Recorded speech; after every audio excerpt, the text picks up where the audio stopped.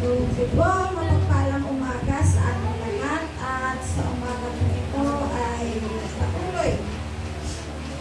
patuloy po tayong bibulog sa Diyos na ating sinasamba. Tayo po muna ay lumuko. Manalangin po tayo, bibulog po tayo sa Diyos. Kaya Espiritu, maraming salamat sa umagang ito, sa patuloy na pagkilos, gabay at patnubay mo sa buhay ng bawat isa. Muli sa umagang ito ay naririto po kami upang magpuri sa iyong dakilang pangalan at hayaan mo lamang na ang mensahe ng salita mo ay maging isang kayamanan sa aming puso at kalakas at katatagan sa aming buhay spiritual. Bilang kami ay mga anak, mga lingkod mo na tinawag, maghari ka po sa aming buhay at tumulos po kayo sa aming kalagitnaan. Patuloy ka namin sasambahin at isasalamatan sa umaga ito. Ito po ang aming samang panalangin sa pangalan ni Jesus. Amen. Okay po. So, So, ang buwan ng August ay tinatawag po nila na buwan ng wika. Bakit yung buwan ng wika ang kakalang?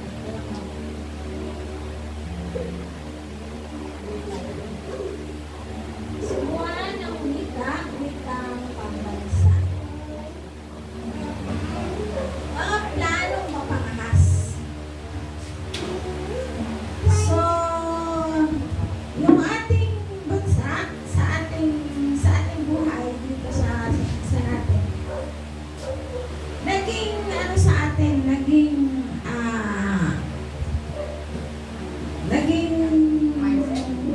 isang aral o isang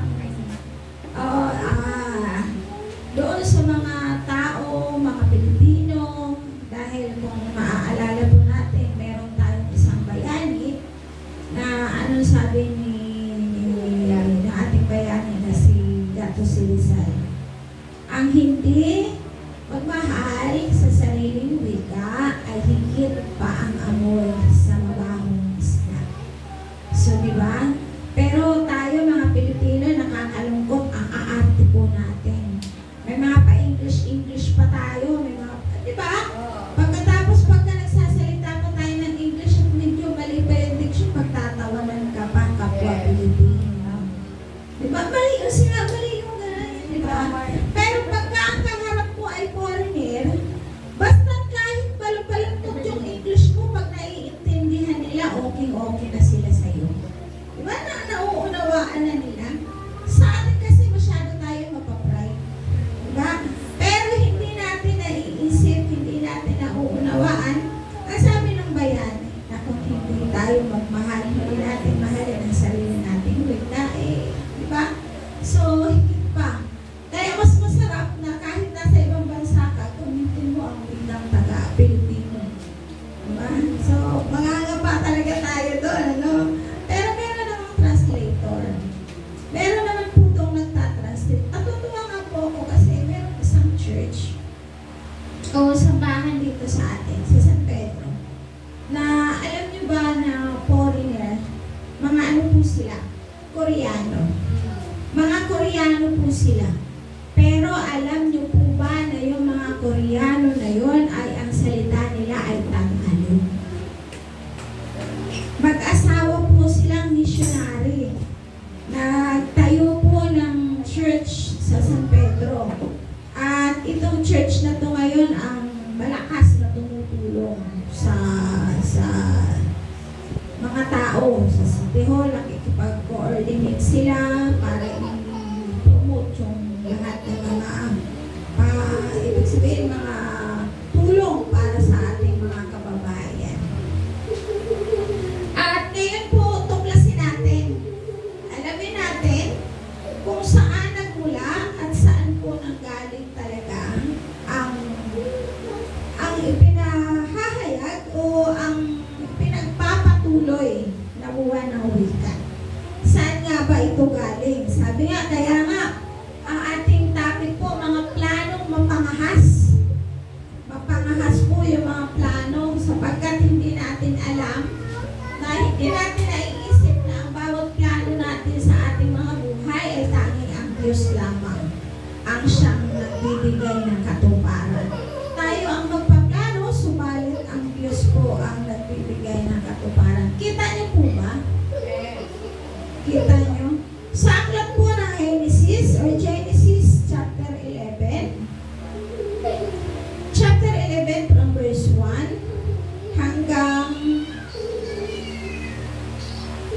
21 po ito, hanggang 9. Genesis chapter 11 from verse 1 hanggang 9, ang sabi po nito, sa simula ay iisa ang wika ng lahat ng tao sa daigdig. Sa kanilang pagpapalipat-lipat, nagawi sila sa silangan sa isang kapatagan sa Sinar. Dito sila huminto at nabayan. Nagkaisa silang gumawa ng maraming tisa at lutuin mabuti para tumibay. Tisa ang ginagamit nilang bato at alkitran ang kanilang semento. Ang sabi nila, ngayon magtatayo tayo ng isang lungsod na may turing abot sa langit upang matanyag tayo at huwag nang magkawatak-watak. Anong verse na po ba yan? Sa verse 5. Bumaba si Yahweh upang tingnan ang lungsod at ang turing itinatayo ng mga tao. So, tao ang nagplano, di ba? Mga tao. Pero, mukhang hindi ayon sa kalooban ng Diyos. Kaya, sabi nito, bumaba si Yahweh upang tingnan ang lungsod at ang turing itinatayo ng mga tao.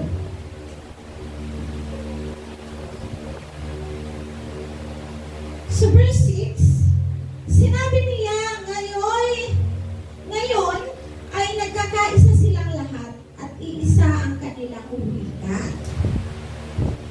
Pasimula pa lamang ito ng kanilang mga binabalangkas, hindi magluluwat at gagawa sila ng anumang kanilang maibigan. So, magiging talamang total sa kasalanan ng tao. Diba? Kaya nakita na ng Diyos siya. Ang mabuti pa'y puntahan natin at guluhin ang kanilang wika upang huwag silang magkaunawaan. At pinangalat ni Yahweh ang mga tao sa buong daigdig, kaya natigil ang pagtayo ng lungsod. Babil ang tinawag nila sa lungsod na ito sapagkat doon ginulo ni Yahweh ang wika ng mga tao at mula roon pinangalat niya ang mga tao sa buong daigdig. Pero yung verse na yun, from verse 9, ang pinaka-konteksto po nito ay yung verse 4. Yung verse 4 na ang sabi nila, ngayon magtayo tayo ng isang lungsod na maituring abot sa langit upang matanyag tayo. So may purpose sila. May dahilan sila kung bakit nais nila na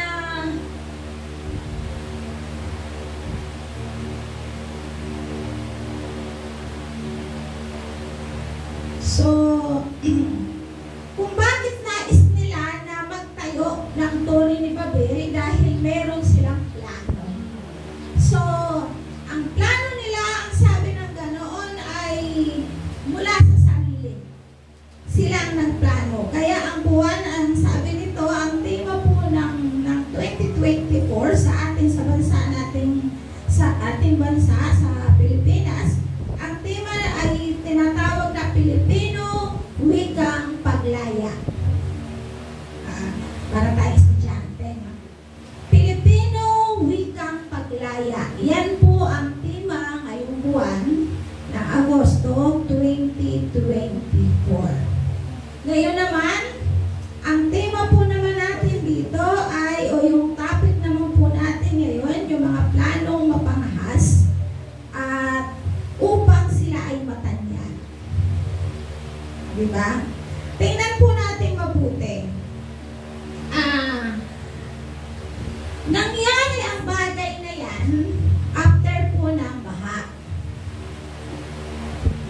Pagkatapos po ng baha, ang lahat ng tao, di ba, nalunod lahat ng tao. So, ang natirang buhay na lamang ay si Noe at ang kanyang mga anak, si Sem, Cam, at si Japhet.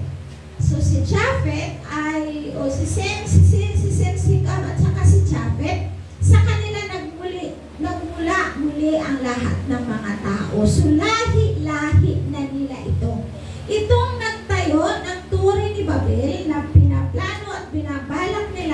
lahi na po ito nitong tatlo. Sa kanila na po nanggaling ang lahi na yan. So, sino at ano ang mga balak na ito? Sino po ang nagbabalak? Diba? Ang mga tao, tayo madalas nagpaplano. Minsan, meron tayong mga sinasabi kanina, sabi nga kanina, tama ba itong gagawin ko? Plano mo yun sa buhay mo. Ang tanong, ano ang plano ng Diyos para sa iyo? Kasi kahit gustuhin mo, kung ayaw ng Diyos, kung kahit ayawan mo, kung gusto ng Diyos, upang ikaw naman ay makalaya, gagawin ng Diyos yan para sa iyo. May kanya-kanya tayong sitwasyon. May kanya-kanya tayong kalalagayan. Subalit kung ang paraan ng Diyos ang ating bibigyan ng puwang sa buhay natin, ang plano ng Diyos ang bibigyan natin ng pagpapahalaga sa buhay natin, makakalaya tayo sa nais natin maging kalayaan sa hinahan po natin. So, ano po yung unang binalak ng tao at sino ang nagbalak? Ang mga natural na tao. Kagaya po natin, tayo po yung nagpaplano.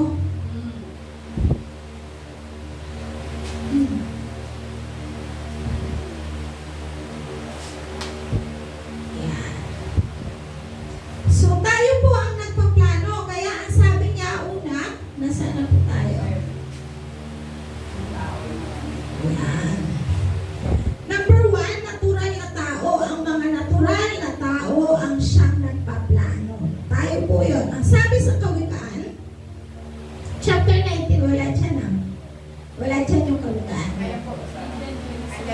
Okay. Kawikaan, chapter 19, verse 21, basahin niyo po dyan.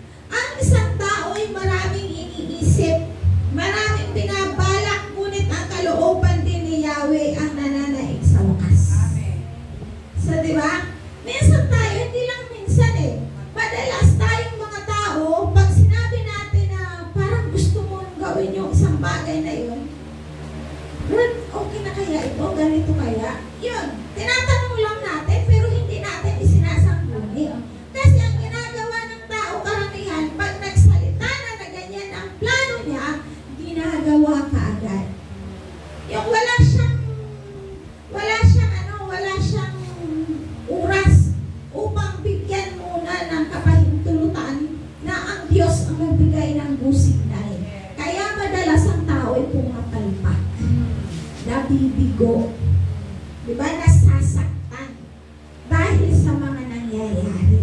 Kaya ang sabi gano'n, sa atin ang pag-iisip. Habang tayo ay nag-iisip, ay hayaan natin na lubusan natin ilagay sa kamay ng Diyos kung ano ang kanyang plano sa ating mga iniisip, sa ating mga binabalak. Dahil tandaan natin, kapag tayo ay mahal ng Diyos, kahit sa atin ay mabuti, pero ito ay hindi naman kalooban ng Diyos, siya pa rin ang gagawa ng paraan. Amen. Para ito ay hadlangan. At sino pa po yung nagplano?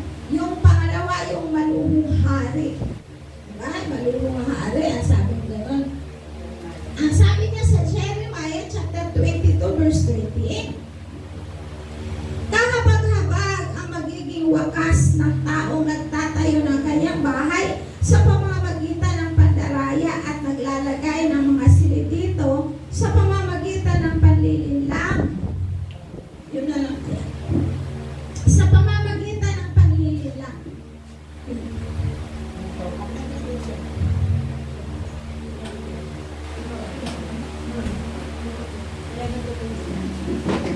At naglalagay ng mga silid dito sa pamamagitan ng panlilinlang, pinagagawa niya ang kanyang kapwa ng walang kabayaran, hindi niya ibinibigay ang upa nila. Yung mayaman na nagpapagawa dahil sa kaibigan naman, kakilala naman, kaya ang nangyayari hindi nababayaran ng tama. Diba? So, kung merong panlilinlang, sabi ng ganon, ay hindi ito pinahihintulutan ng Diyos. At ito ay may kapalit na kaparusahan. At ang pangatlo, sabi ng ganon, ang payamang natin mabuti yung mayamang hangal na sinasabi.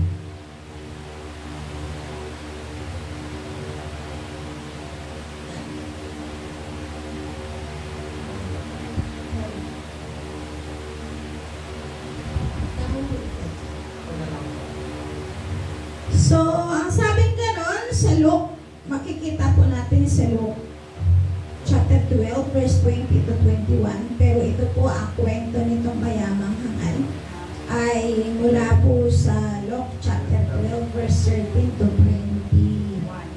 21. Yan po ang nakalagay dyan.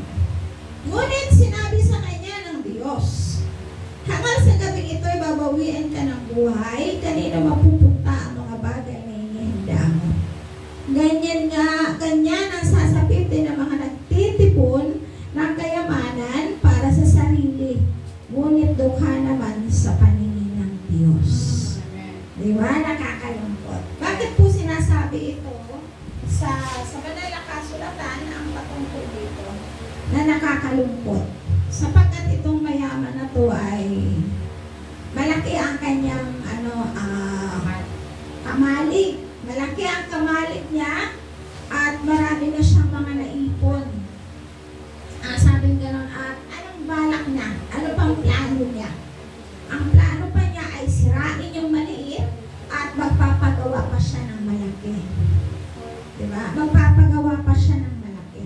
Subalit ang sabi ng Diyos, hangal, ngayong gabi ay kukunin ang iyong kaluluwa. Kanino mapupunta ang lahat ng ito? Diba? Nakakalungkot kasi andyan yung kasakuman ng tao, meron namang itutulong, ayaw tumulong.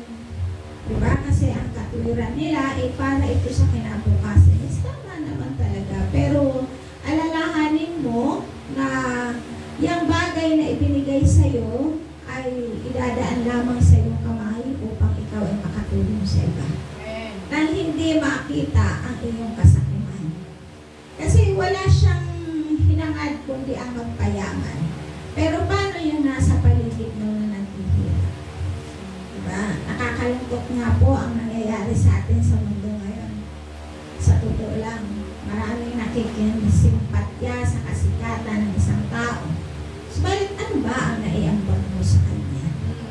Meron pang sinisira dahil nakita yung katwiran ng isang ina. Anong naiambag mo sa kanila ng mga panahon para sirain mo rin sila? Diba? Sa ganyang bagay, ang pagtatagumpay ay kapahintulutan ng Diyos. Bakit ang pinahintulutan? Sapagat nakita rin naman ng Diyos yung naman ng puso niya. Yung hirap, yung sakripisyo. So ano ang dapat natin gawin? Maging masaya tayo para sa kanila. Magpasalamat tayo sapagkat ang taglay niya ay hindi lamang ang kanyang sariling buhay. Ang taglay niya, ang sumikat sa kanya, hindi lamang sarili niyang apelyedo at pamilya, kundi ang buong bansa. Diba? So anong dapat natin? Kasi pambansa tayo Wikang Pilipino tayo So sa kasikatan po ng isang tao na taglay ang bansa natin, dinala sa buong mundo at kumbaga naging angat, itinaas ng Diyos ang ating bansa sa pamamagitan ng isang tao. Sinakripisyo niya ang kanyang sarili. Diba? Titingnan mo, hindi ordinaryo yung ginawa niya. Pero ganun pa man, ang Diyos ay mabuti, kaya dapat doon sa mga tao na nakakakita, maging masaya sa kung ano yung tagumpay ng iba. Ganun din po tayo. Ang lahat ng ating mga iniisip ay nakikita ng Diyos yan. Kasi itong hari ito, itong mayaman na to, wala naman siyang pinagsasabihan Nagsasalita siya sa sarili niya. Ibig sabihin lang nito, kausap niya yung sarili niya kasi plano niya yan sa kanyang kaisipan. Tayo may mga plano tayo na tayo lang ang sarili ang nakakaalam sa kung anong plano natin. Pero nakikita at alam ito ng Diyos. Kung ano yung plano natin. Kapag nakikita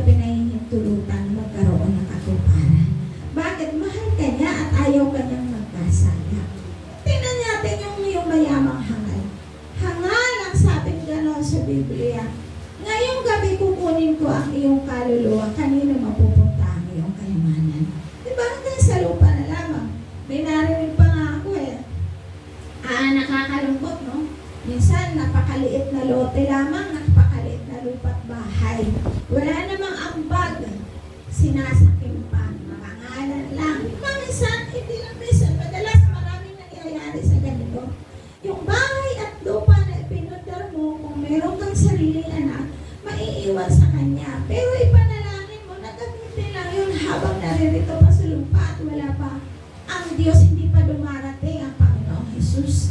Kasi paano na lamang kung dumating na ang Panginoon, lahat ng bagay na pinuntar natin, maiiwan natin dito. Kaya ngayon pa lamang turuan natin ang ating mga anak, ang ating pamilya, na huwag kang masyadong tumutok sa kayamanan ng sanlibutan ito, bagaman kailangan natin. Kaya nga tingnan po natin, bakit na mga panahon na ang bayang Israel ay nasa ilang, ang sabing gano'n, di ba, nagsawa na sila sa mga pagkain, sa tinapay, nagsawa na sila at ang sabi, nagugutom na sila.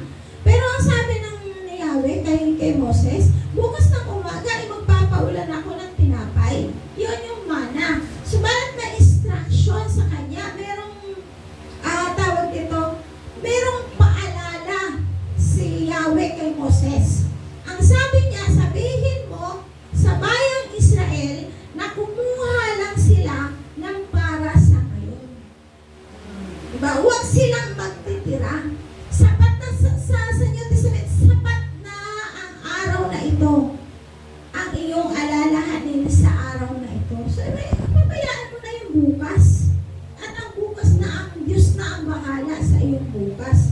Kaya nga sabi niya, kung may plano ka sa buhay mo, hayaan mo na ilagay mo sa kamay ng Diyos.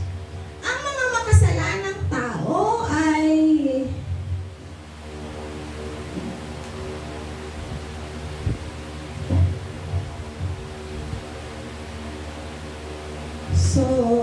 number ano na po tayo? 5. Number 4. Mga taong nakikipagsapalaran sa negosyo. Yan. Sa Santiago chapter 13 verse 40 at chapter 4 verse 13 to 12 ang sabing ganon, pakinggan ninyo ito. Kayong nagsasabi ngayon, o bukas ay pupunta kami sa ganito at gayong bayan at isang taon kami titigil doon, mangangalakal at kikita ng malaki. Hindi ninyo alam kung ano ang mangyayari sa inyo sa araw ng bukas, sapagkat ang buhay ninyo ay parang aso, sandaling lumilitaw at pagdakay nawawala. Kanya may naalala ko nung babasa ko ito. Merong isang kanta na nag-remind sa aking isipan. Yung awit na yon, hindi ko lang makuha yung pinaka-title. Sabi ng awit ang buhay man ng tao, katulad din ng isang bula, na ngayon'y naririto at pagdakay nawawala. Anong pakinabang ang lahat ng yaman sa mundo kung ito'y mawawala kapag na parang ang bula? Yun. Hindi ko makuha yung title, hinahanap ko. Kahapon ko pa hinahanap pero hindi ko kasi makuha yung title. Diba? Katulad ng isang aso. Aso, yung uso. Diba? Katulad ng isang uso ka lamang dito sa sanlibutan. Kaya huwag mong ipalagay na gagawin mo yung plano mo, nakakasigurado ka sa plano mo. Merong isang estudyante na nag-post.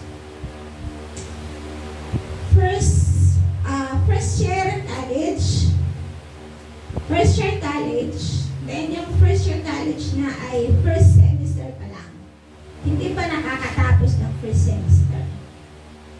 So, nag-post siya, palibasa, malapit sa puso ko, ay pinagsabihan ko kasi ang post niya sa Facebook ay ganito nakalagay. Oo talaga naman, mag-aaral akong mabuti. Sapagkat, pag nakapagtapos ako ng pag-aaral ko, magkakaroon ako ng magandang trabaho. At pag nagkaroon ako ng magandang trabaho, magkakaroon ako ng maraming pera. At kapag nagkaroon ako ng maraming pera, isasampal ko sa mga taong nagsasabi na nagpapakautang-utang ang nanay ko dahil sa pag-aaral ko. Maganda ba yung sinabi niya? Diba? Ano ang makikita nyo doon? kayabangan. Wala ka pang hakbang. Hindi ka pa umaakyat sa isang hagdanan. Sinusyal media mo na yung pagyayabang mo. So, dahil sa ako'y naawa, naantig ang damdamin ko doon sa, parang naano ko, dahil syempre malapit sa akin, yung tao. Sabi ko, next time, kung meron kang problema about sa ibang tao, huwag kang magpo-post ng ganyan kasi yung post mo, sinisigurado mo na yung bukas mo. Hindi mo hawak ang bukas. Yes. Mahaba pa ang lalakbayin mo sa mundong ito at huwag kang magsasalita ng ganyan. Dahil ang mithiin mo lang pala ay para gantihan yung mga salitang hindi maganda para sa iyo at sa pamilya mo. Sabi ko, hindi maganda. Ang Diyos ang nakakaalam ng bukas mo. Sa kamay ng Diyos mo ipagkatiwala, huwag sa sarili. So, yun. Sa awa naman ng Diyos, hindi nakapagtapos ng first year college. Diba? So, yun yung purpose na nais na ipakita ng Diyos sa buhay natin. Na wala ka pang nararating, huwag ka na munang magyabang. Diba? Kasi kung ano yung pinaplano mo kagaya niyan, sa susunod ay pupunta ako sa ganito. Parang nagsinti sa akin yung may naisip ako. Sabi ko, Lord, kalooban mo ba na ako'y pumunta sa ganon? Then after na ganito, babalik ako. Pero para naman sa church. Kaya lang sabi ko sa Lord, hindi ang kalooban ko ang masunod, kundi ang kalooban mo. Pero sa ngayon, hayaan mo muna na makapaglingkod kami sa inyo ng tama at maayos ang bawat churches. Diba? Yun yung nasa prayer ko. Kasi ang Diyos ang nagbibigay ng kapahintulutan sa lahat. Huwag mo siguraduhin. Magninegosyo ka ngayon. Alam niyo, sa totoo lang, pag sinabing negosyo, ang dami ko pong negosyo pinasukan. Ang dami ko pong mga sinalihan, pero wala't wala. Dahil, anong nangyari? Nawawala po, hindi yun ang plano ng Diyos sa buhay ko. Ang dami, nagluluto ako, nagbebenta ako ng kung ano-ano para lang makasurvive. Dahil katwiran ko, nung araw katwiran ko, pamasahe ko, di ba yung mga ganon, pagbigay sa ganito, pero hindi naging successful, hindi naging matagumpay. Bakit? Hindi kalooban ng Diyos para sa iyo. Ang kalooban ng Diyos para sa iyo ay maglingkod ka ng tapat sa Kanya. At ang Diyos na ang bahala sa iyo. O ngayon, anong nangyari sa buhay namin? O, parito lang kami. Pero, wala naman akong kinikita.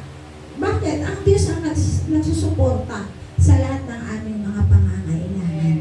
Pag ako'y pighati na, ay nananahimik po ako at umiiyak ako sa Diyos. Naghahanap ako ng isang lugar para sa gitna ng aking katahimikan. At doon po ako naglalabas ng aking salute. Magre-recharge. At pag full na ulit siya, go, baliwanag ka ng muli. So, normal lang sa atin, buhay ng mga Kristiyano. Basta sabi niya, lagi natin tatandaan, first, unahin natin ang kaluwalhatian at ang kalooban ng Diyos at ang Diyos, ang lahat ng pangangailangan mo ay idaragdag sa iyo. So, kaya sabi ko, tama pala Lord yung lagay mo sa puso ko. Na ano man ang gagawin ko sa buong maghapon, at least nakapagbahagi na ako ng salita. Kumbaga parang komportable na ako sa buhay ko. Na kapag nakapag-devotion ka na, nakashare ka na, nakapunta ka na sa kung saan itinalaga ng Diyos sa'yo, pagdating mo, pag-uwi mo sa bahay, saka ka pala magagawa ng dapat mo gawin, parang ang sarap ng pakiramdam na at least nakagawa na ako, Lord. So, ito pa yung mga gagawin ko, samahan mo pa ako. So, masarap mamuhay, pagkaman marami po tayong pagsubok. Pag walang pagsubok, pagsubok, wala kang pagsusunigasiligan, di ba? Kasi habang ikaw ay may pagsubok, nagkakaroon ka ng lakas ng loob, tibay ng damdamin, at nakahanda kang lumaban dahil ang kasama mo ay lagi nasa iyong unahan. Yun ay ang kapangyarihan ng Diyos. Kaya sa bawat plano, ilagay po natin. Napipighati na tayo. Kumbaga, yung ating puso ay pighating-pighati na at gusto mo na talagang bumigay, ibigay mo lang yan sa kamay ng Diyos. Sa Diyos mo ibigay ang lahat. At ang panglima, mga taong naghahangad ng katanyagan. So, di ba? Sa totoo lang, sa panahon natin ngayon, yung pagkapanalo ng ating isang atlete, nag-gold medalist, ang daming sumusaw para sa katanyagan niya, para maging matanyag din sila. Yan naman ang totoong motibo. Kaya ang daming mga videos, ang daming mga vlogs, di ba? So, bakit ka sumasawsaw? Kasi gusto mo rin yung matanyag na gaya niya. Tandaan natin, ang bawat isa sa atin sa mundong ito ay may kanya-kanyang papel na ginagampanan. Matatanyag ka sa tamang panahon at tamang oras. Makikilala ka sa tamang panahon at sa tamang oras. May kanya-kanya tayong termino dito sa mundo ito. Kaya nga, di ba, may kapanahunan ang bawat araw. May kapanahunan ang lahat ng bagay dito sa lupa. Panahon ng pagsilang at panahon ng pagkamatay. Panahon ng pagtatanim at panahon ng pag-aani. Di ba? Bawat bagay may kanya-kanyang kapanahunan. Ngayon, bumagsak ka, sa susunod, iaangat ka ng Diyos. Ngayon, sila ang nakaupo, hayaan mo lang. Sila ang nakaupo, panahon nila ngayon. Huwag mo sansalain, huwag mo sirain, huwag mong wasakin ang karangalan at katapatan ng mga taong naglilingkod. Dahil may panahon na ibinibigay ang Diyos para sa iyo. May nakalaan ang Diyos para sa iyo. At sundin mo lang kung ano yung plano ng Diyos para sa iyo. Sinasabi sa aklat, yun po yung sinasabi sa verse 4. Ang sabi nila, ngayon magtatayo tayo ng isang lungsod na may turing abot sa langit upang matanyag tayo at huwag nang magkawatak-watak. So, katanyagan, di ba? Katanyagan, kaya nga ang ginagawa ni Satanas, ginagawa ng Diablo, lahat ng bagay dito sa mundo ay ipinakikita upang ginagamit niya upang maging tukso sa iyo at para ikaw ay malayo sa pananampalataya kay Kristo. So, kaya wag mong hayaan na matangay tayo sa panunukso ng kaaway. Yun yung dahilan, kaya gusto ng mga tao na yon na magtayo ng tore. Dahil gusto nilang matanyag. Matanyag sa buong mundo. Kaya kung ngayon pa lamang wala ka pang nararating, simula pa naman silang nararating eh. Natutuon pa lang sila, nag-iipon-ipon pa lang sila eh. Nagpaplano pa lang. Kaya lang ibinagsak sila ng Diyos. Dahil mali ang kanilang plano, dahil gusto nilang sumikat sila. Hayaan mo ang tamang oras at panahon. At biruin mo langit, pag sinabi po kasi langit, ibig sabihin, lalampasan mo ang Diyos. Dahil sa iyong kaisipan, dahil sa iyong lakas. Lakas yun eh. Diba? Plano mo, isip mo, lakas mo, gagamitin mo para tumanyag ka, makarating ka sa kalangitan. Ang langit ay para lang sa Diyos yan.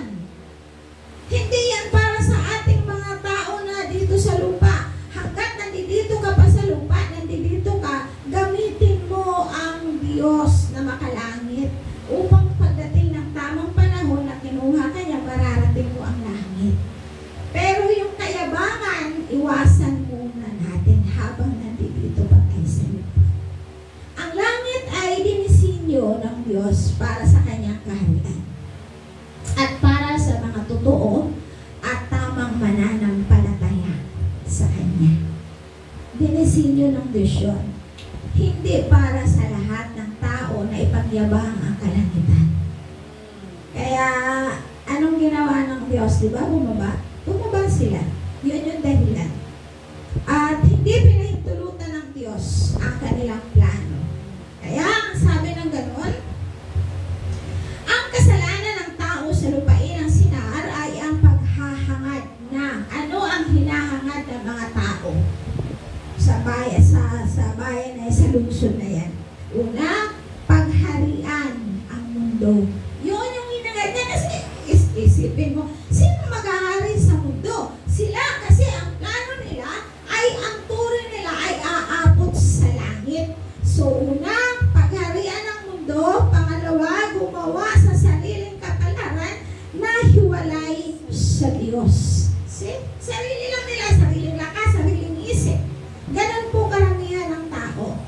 Kapag ang kaisipan at hangarin ay makamit ang kapangyarihan at dakilang tagumpay na ito ay nakasintro sa kanilang sarili. So, sinong matatanyag? Di ba? Sila. Sila ang matatanyag kasi sila yung gumawa eh.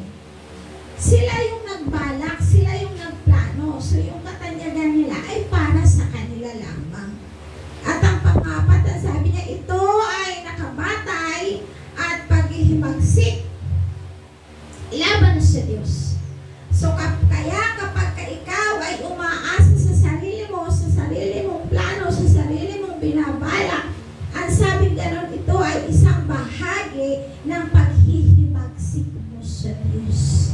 Kasi hindi mo man sabihin, pero sa ginagawa mo na hindi mo kaya, ako ang gagawa sa sarili ko. So, may ibig sabihin lang nun, walang Diyos ka sa buhay mo. Diba? Wala ang Diyos sa buhay mo kasi ikaw ang nagsasarili.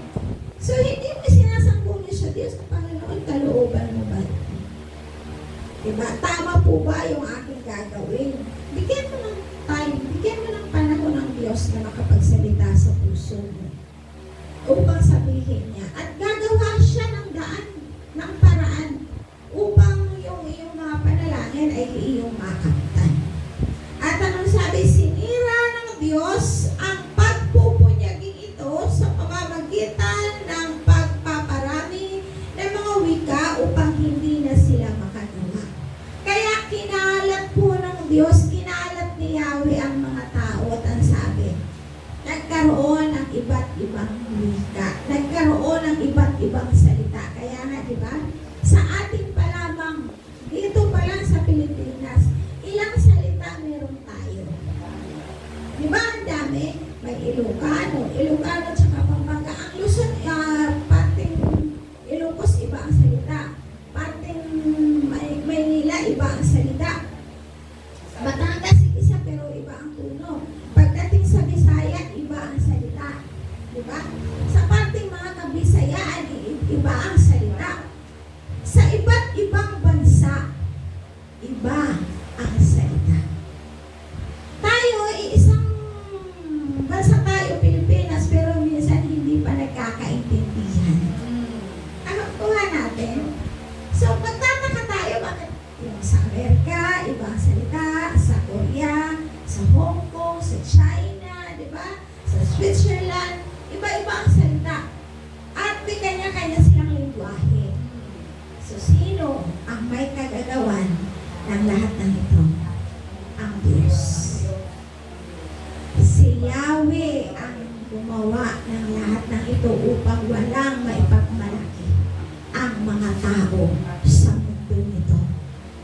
Kaya, sabi niya, ginulo po ng Diyos ang kanilang wika. Ito ang nagpapaliwanag kung bakit iba-iba ang mga lahi at wika sa mundo. Yan. Naunawaan ninyo ngayon kung saan nagmula ito.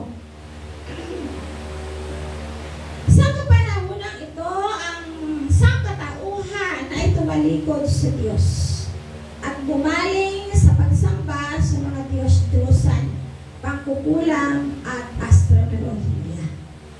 So, wala nang parte ang Diyos sa puso nila. Dahil kapag ang tao ay nagsusumikap para sa sarili niya na hindi niya kasama ang Diyos, wala na. Bumaling ang sabi ng ganon sa pagsamba sa Diyos-Diyosan. sa pangkukulang. O, diba? Kaya maniwala na kayo, totoo ang kulang. Astrolohiya, totoo po yun. So, pero, yung lahat ng yan ay meron kang kapangyarihan. Kaya ang sabing ganon, bilang ikaw ay isang tunay na Kristyano, isuot mo ang baluting kaloob ng Espiritu Santo sa iyo. Diba? Natalakay na natin yung mga baluti na yun. Kaya ang kulang na yan ay hindi yan tatalab sa iyo. Ang masamang espiritu na gustong ilagay sa buhay mo ng mga ganyang mga manggagaway. Nasa Bible pa nga yan eh. Bawal pa yung mga manggagaway. Aalis yan at hindi yan makakapanaig sa iyo. Dahil may kapangyarihan ka.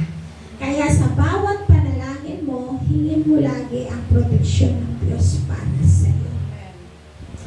Bunga nitong pinabayaan sila ng Diyos sa mga kasalanang nasa sarili niyang puso. Kaya naging tahimik ang Diyos sa mga pusong makasalanan. Kaya nakita ng Diyos at patuloy pa rin ang kanyang pagmamahal. Kaya ang sabi niya, bumaling siya kay Abraham upang pasimulan ang daan ng kaligtasan ng sangkatauhan. So, nakita natin, nagsimula, bumaling ang Diyos sa puso ni Abraham.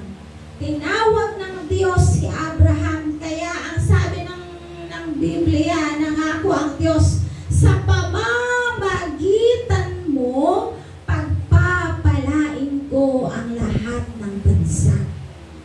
Kaya sa kay Abraham pa lamang ay meron ng pangako ang Diyos pag sinabing lahat ng bansa, kahit anong lahi ka, kahit anong lingwahe meron ka, pagpapalain ka ng Diyos kung ikaw ay sasampalataya at magtitiwala sa Kanya.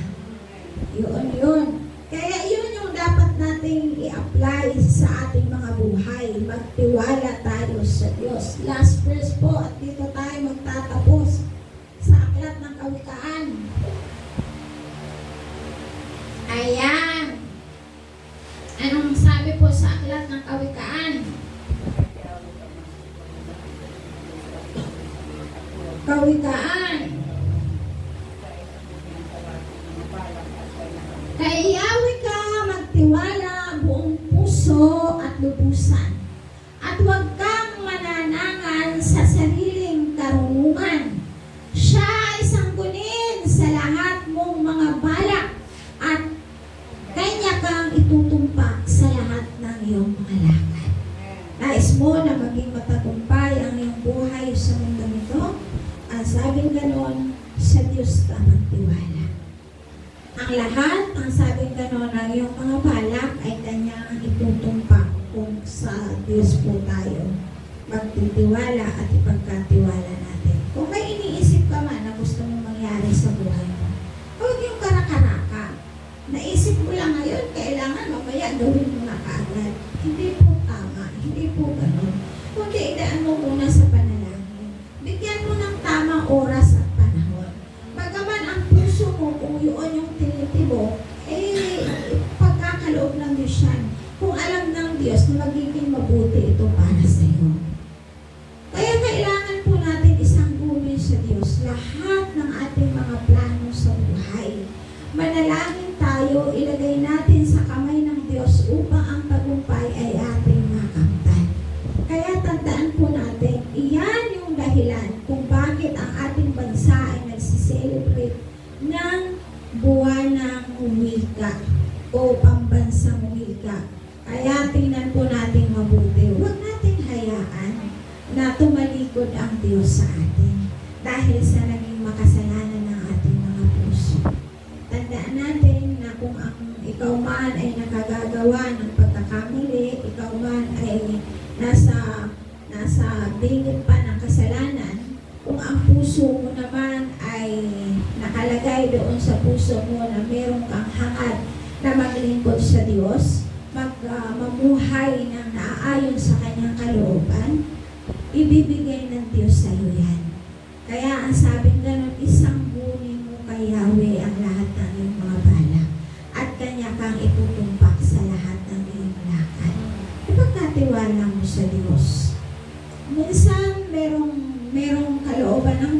masakit para sa atin. Pero kailangan natin tanggapin kasi pumalpak tayo sa una. Hindi natin isinangkuni sa Kanya. Tayo yung biglang naisip lang natin, yun na kaagad. Hindi, kailangan natin muna dumaan sa tamang proseso. Kung nais natin ang tagumpay, dumaan tayo sa tamang proseso ng ating pagdulog sa Diyos. Diyos lang ang siyang magbibigay ng tagumpay sa ating mga buhay. Sige po, awit po muna tayo. Awitin po natin, narito kami. Patuloy na magpapakumbaba tayo sa Diyos. Dakila ka, aming Ama, patuloy ka po namin pinupuri o Diyos, at patuloy ka namin pinasasalamatan. Salamat po sa iyong katapatan sa aming mga buhay, Panginoon. Dakila ka o Diyos. Hallelujah. Awit po tayo lahat.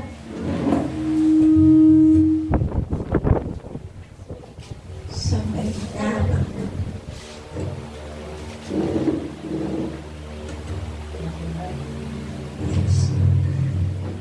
Katapuin mo o kaada ang aming kabanalahan. Naririto po kami sa umagang ito. Patuloy na nagpapagpatuloy. Patuloy po ng aming puso ay nagsasabi na wala kang magagawa kung ikaw ay wala sa amin. Sa lahat ng aming mga plano, lahat ng aming mga binabalak para sa kinabukasan ng aming pamilya na aming mga katagpuin mo po kami, Diyos na tapat. Katagpuin mo po kami, Diyos na nakina.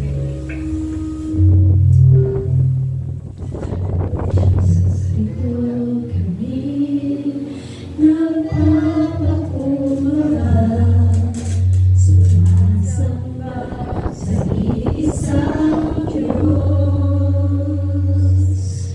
Hinahanap namin kahit na ang iyong mukha, sumasamo sa iyong pagkilos. At sa himig na hain, tanging dalangin, kami nagtapuin. Yes, God. Ibalas mo sa amin ang iyong kapangyarihan. Ibalas mo sa amin ang iyong kaluwalhatian. Hanggang ang aming kaluluwa'y mapuspos ng lubusan. At sa aming kalagitnaan ay bumaba ang kalangitan. Dakila ang iyong ngalan. Dakila ka, O Diyos, dakilain ang pangalan mo, Ama. Narito kami, nagpapakumbaba, sumasamba sa iisang Diyos. Nag-iisang Diyos. Hinahanap namin kahit ang iyong mukha, sumasamo sa iyong pagkilos. At sa himig na hain, tanging dalangin,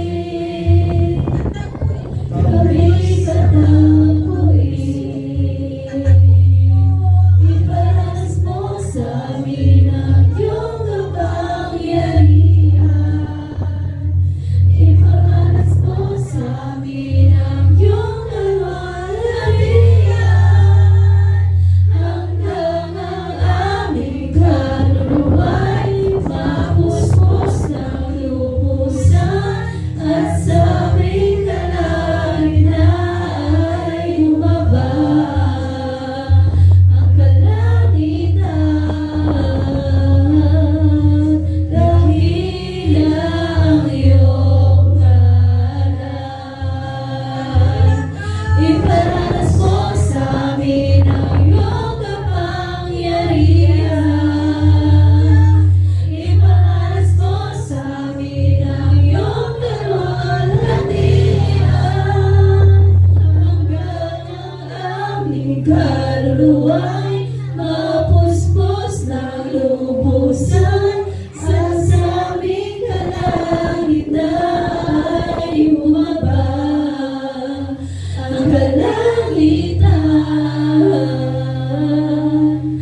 dakila ang iyong ngalan, minag iyong kapangyarihan, ipagmalas mo sa amin ang iyong kalwalhatian, hanggang ang aming kaluluwa'y mapuspos ng iyong buksan, at sa aming kalagitnaan ay bumaba ang kalangitan. Dakila ang iyong ngalan, dakila ang iyong ngalan, dakila ang iyong ngalan. Yes, Lord. Sabay-sabay po tayo manalangin. Hayaan po natin na magbukas ang ating mga puso sa umagang ito para sa Kanya. Ilagay po natin sa kamay ng Diyos ang lahat ng ating mga balak, lahat ng ating mga plano, lahat ng ating mga hakbang sa kinabukasan. Dakila ka, O Diyos. Ikaw ang aming Diyos na sinasamba, Diyos na aming pinaglilingkuran. Walang hanggan ang iyong kadakilaan. Ang pagnanasa ng aming mga puso ay ikaw ay mataas, maluwalhati sa buhay ng bawat isa sa amin. Ama, patuloy po kaming nagkukulang sa iyo. Patuloy po kaming nagdidesisyon ng para lang sa sarili namin. Subalit ito ay nagiging dahilan ng aming mga pagkakasala at pagkakamali. Patawarin mo po kami, dakilang Ama, sapagkat kami ay patuloy na nagkakamali sa iyong harapan. Kung kaya aming Diyos, hayaan mo lamang na maranasan po namin ang dampi ng iyong kaluwalhatian. Hayaan mo po, O Diyos, na iparanas mo po sa amin ang iyong kabanalan, ang iyong pagpapala at ang iyong presensya. Na sa bawat pagdulog namin sa iyo'y patuloy mo pong kakatagpuin ang aming mga puso. Kakatagpuin mo ang laman ng aming isipan. Kakatagpuin mo po, Diyos, ang aming mga dalangin. Mabigat para sa amin bilang mga tao, O Lord God, ang aming nararanasang mga pagsubok. Subalit dahil sa iyong kapangyarihan, ay patuloy ito na nagiging magaan. Ama, maraming salamat po sa iyong walang hanggang biyaya at pagpapala. Naririto po ang bawat isa, nakikita mo po ang nilalaman ng kanilang mga puso. Kung ang bawat isa ay meron pong nais na makalaya, palayain mo po siya. Kung meron man pong nais na isang maayos at magandang trabaho para sa kinabukasan niya at ng kanyang mga anak, patuloy mo pong pagpalain at pagpalain mo po, Diyos. At ang kanilang mga plano para sa ikabubuti ng kanilang pamilya at ikaw ang kanilang kasama, papagtagumpayin mo ito, aking Ama. Lahat ng mga nabibigatan sa kanilang pasanin, patuloy mo po kaming papagpahingahin sapagkat ikaw naman ang nangako. Na lumapit kami sa iyo, kami lahat na nabibigatan at nahihirapan sa aming pasanin at kami ay iyong pagpapahingahin. Amang banal, lisan, dumaranas po kami ng kaguluhan ng aming kaisipan na hindi namin alam kung anong gagawin natin. Subalit dahil sa ang Espiritu Santo ay patuloy namin kasama, meron po kami kapayapaan na pinagkakaloob mo. Dalangin namin sa iyo sa umagang ito na hayaan po ang kalakasan at kalusugan ng physical na aming mga pangangatawan ay patuloy mo pong ipagkaloob. Kung meron bang nakakaramdam na mga sakit in the mighty name of Jesus, patuloy po namin hinihiling sa iyo ang kagalingan na nagmumula sa iyo. Hipuin mo po ang bawat isa na may karamdaman mula sa kanilang ulo hanggang sa kanilang talampakan. At idalin mo po, Diyos, sa kagalingan ang iyong himala na nagmumula sa iyong kapangyarihan. Katagpuin mo kami sa umaga ito at sa bawat pagtulog po namin naman, katagpuin po ninyo, O Diyos, ang aming pagnanasa na ikaw ay maranasan ang patuloy na pagmamahal